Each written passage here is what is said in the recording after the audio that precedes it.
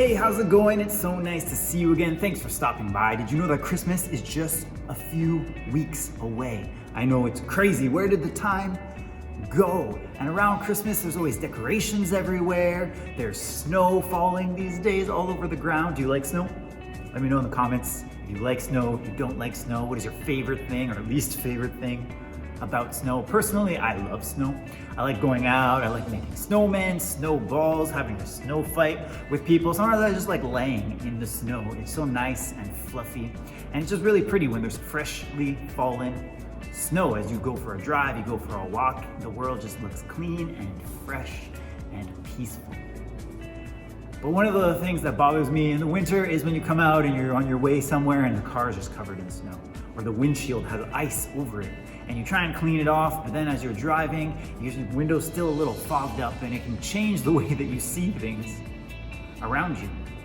And just like that, all of us, as we go through life, there are things that come into our mind, things that come into our understanding of the world that change the way. There's things that we just think are normal that many people in the world would never even think of.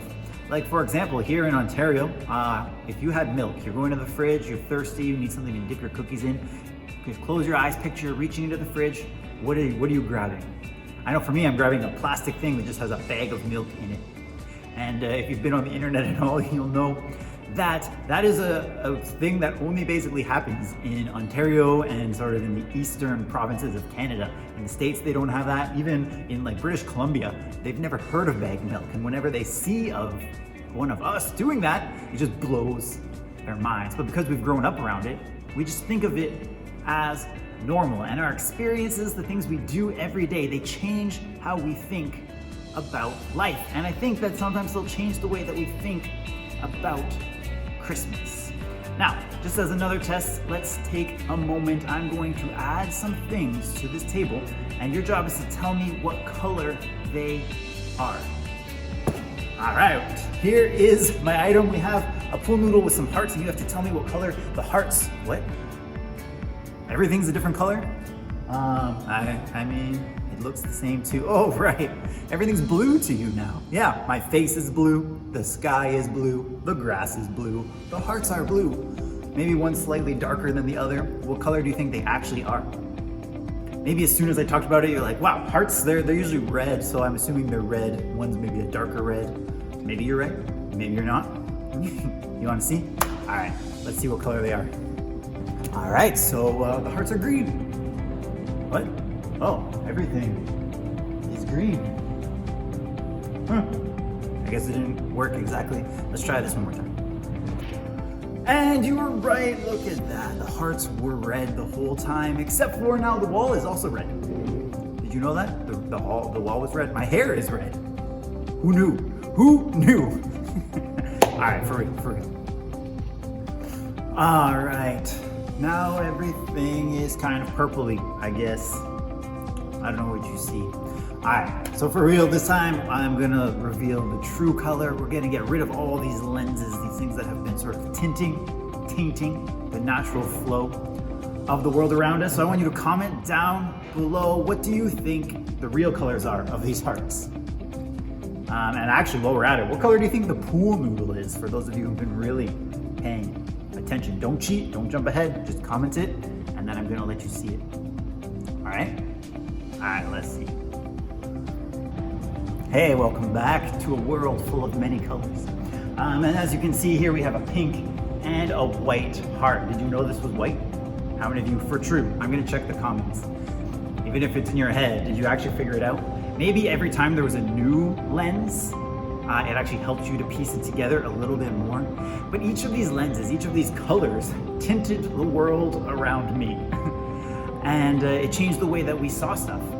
And just like that, the things in our life, the things in our minds, the things that we've experienced in life, they change the way that we look at the world. And sometimes they can make us misunderstand who God is. And we can get frustrated with God, or we can be like, God, why aren't you doing this? Why aren't you doing that?